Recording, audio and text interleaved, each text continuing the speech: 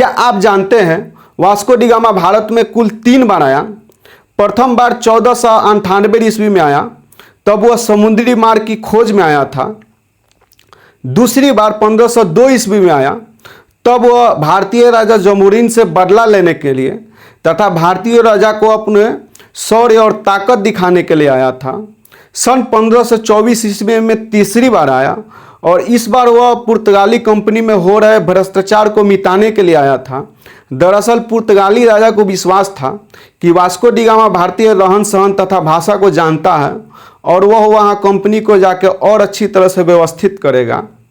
ऐसे ही इतिहास की रोचक जानकारी के लिए हमारे चैनल को सब्सक्राइब करें।